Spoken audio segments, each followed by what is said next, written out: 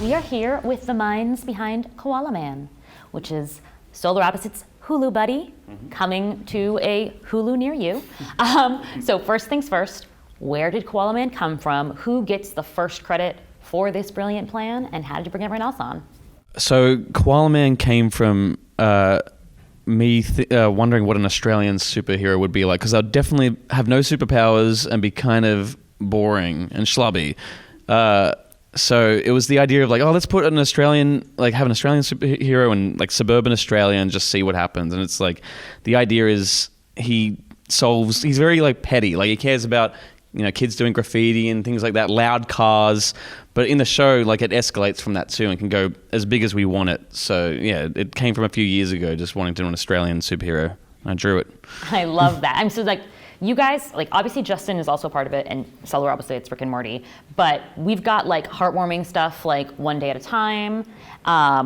So where in the, I guess, sliding scale of your influences does Koala Man land? Because it sounds very fluffy, but it kind of hits a little bit of everything, to be honest. You know, like when we first met up with Michael and started discussing this character and how to build it out into a show, like, you know, we wanted it to get big and broad and insane and funny, obviously, but it is a family show at its core, and you have this character who really just cares about his family, his town, his community, and wants what's best for them. So it's actually a very, you know, positive, warm show at the end of the day, even though it gets absurd and over the top.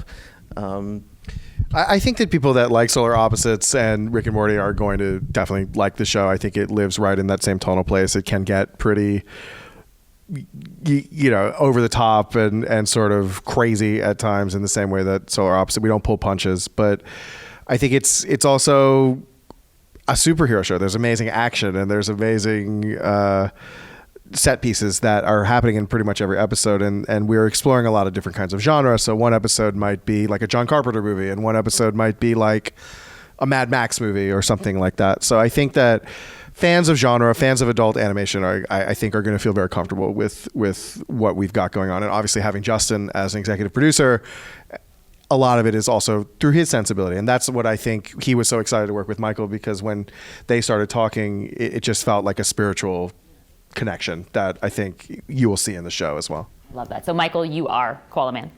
Yeah.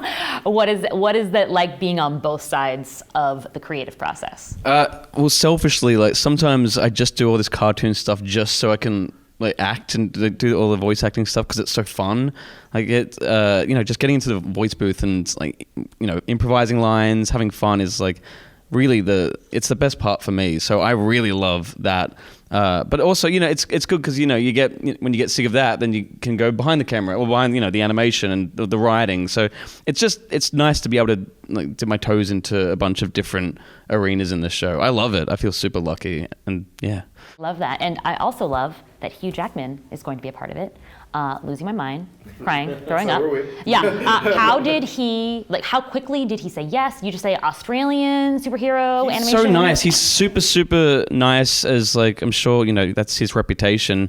And he'd seen a short I did ages ago and he liked that. His kids like that. And he was on board from that. I think it was because the same with kind of like me. He was just like, oh, an Australian show for American TV. That's crazy. And it's set in Dapto. Like Dapto is like a small town in Australia that like all Australians know for some reason. So I think it just piqued his interest. And, you know, like it, hopefully, I mean, he did say it was funny. So yeah, no, it worked out well.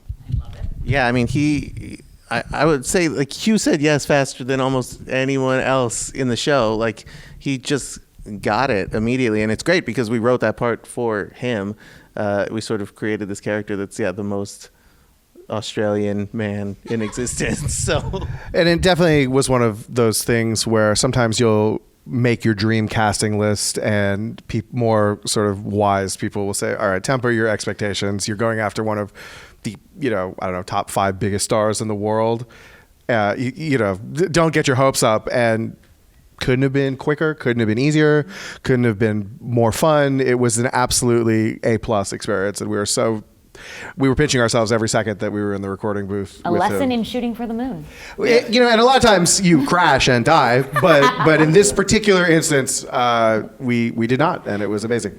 So I love the fact that it was like set in this town of Dapto. And I was like, okay, just the name alone, I must know more about it. How would you introduce that town to a foreigner, to someone who's about to enter Koala Man? I guess like it's where I grew up, so it's got a kind of nostalgic aspect to it, but it probably is close to like a South Park-esque adjacent kind of town in a way. It's just like a small town, not a lot going on, but it's still, I think it's beautiful, you know, but it's got like a charm to it, you know. It's small charming town, and that's why I think, you know, the reason I chose Dapto was because like, doing like Sydney or Melbourne, like a big city in Australia, would seem a little bit too like obvious, and like having a small suburban town brings more, you know, more of a comedy aspect to it. So it just seemed it had to be Dapto. It was fate or something. Now, finally, Benji and Dan, could you guys talk about this like eternal mortal enemies conflict, perhaps, but seemingly not so much between Big Greg and Kevin? What is this dynamic between them? Well, Big Greg is the host of the former host of Australia's third most popular fishing show, Fishin' Big with Big Greg. And Big Greg is beloved by Dapto. Everyone loves him. He's the most virile, handsome Australian in all of Dapto. And for Koala Man, for Kevin, he doesn't want to admit that he is just profoundly envious of his status in the town and his just the way that people talk about Big Greg, and for Big Greg, he doesn't think about Kevin at all. So I think that it's a fun dynamic to play where no matter what Koala Man does, he's kind of in his mind comparing himself to Big Greg, and he wouldn't ever admit it, but any sort of approval from Big Greg would be extremely meaningful to him. And so that's something that we explore over the course of the first season. And do we know when we might see the first season? I think it's a little up in the air. I'll say very soon. Very soon. Coming soon seems to be the date. We're still putting the finishing touches on these episodes, so we have to finish them first. But then once they're done, soon. All right. Well, I am very excited to learn more from the panel and also to get teases of this dynamic and the rest of the Dapto residents. Thank you. We can't wait to show the world Koala Man. Yes, thank you so much. Thank you, Screen Rant.